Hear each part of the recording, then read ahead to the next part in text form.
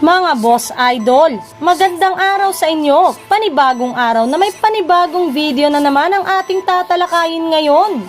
Tara na't pag-usapan natin na naging mensahe ni LeBron James kay Coach Mike Malone ng Denver Nuggets. At ang balitang naka-jackpot nga daw po ang Barangay Ginebra sa magiging kapalit ni Justin Brownlee. Pero bago nga natin yan umpisahan, introhan muna natin to.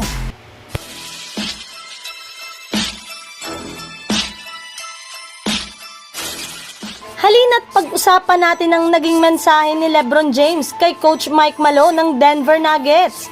Matapos nga na mawalis ng Denver Nuggets ang Los Angeles Lakers sa Western Conference, ay grabe at sunod-sunod na nga ang pang-aasar at pang-trash talk nila sa Lakers. Sa katunayan, tinawag pa nga nila ang kanilang head coach na si Mike Malone bilang Lakers Daddy na hindi rin naman nga ikinatuwa ng mga fans. Maging ang ilang mga miyembro nga ng Lakers ay nainis na rin naman sa patuloy na pang-aasar ng Denver Nuggets sa kanilang kupunan.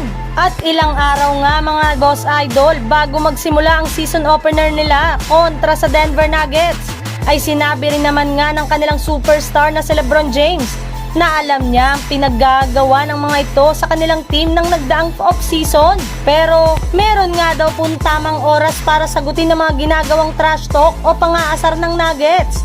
At yan nga dapat ang ating pakakaabangan ngayong sinisigurado nga po nila na babawi ang kanilang team sa kanilang sunod na paghaharap ngayong season, lalong-lalo na sa kanilang home opener. Sa ibang balita naman, patungkol sa balitang naka-jackpot nga daw po ang Barangay Ginebra sa magiging kapalit ni Justin Brownlee. Kagaya nga ng naibalita noong nakaraang araw, nag-uumpisa nga daw po sa letter B ang bagong import ng ipapalit ng Barangay Ginebra kay Justin Brownlee. Plus eto rin naman nga daw po ay meron ng experience at nakapaglaro na sa PBA ng mga nagdaang taon.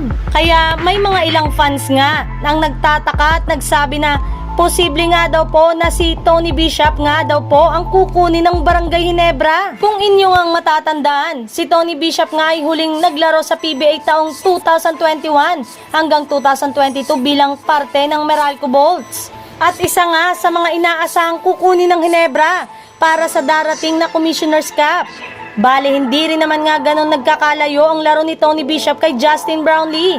Gayong meron rin naman nga itong shooting sa 3-point line at mid-range at kaya pa nga nitong sumalaksak sa ilalim ng basket ng walang kahirap-hirap. At ang mas maganda pa nga dyan ay kumukuha rin naman nga ito ng napakarami at mahalagang rebound, kaya makaka-jackpot nga talaga ang Barangay Ginebra kung si Tony Bishop ang kanilang kukuning import para sa darating na PBA Commissioner's Cup.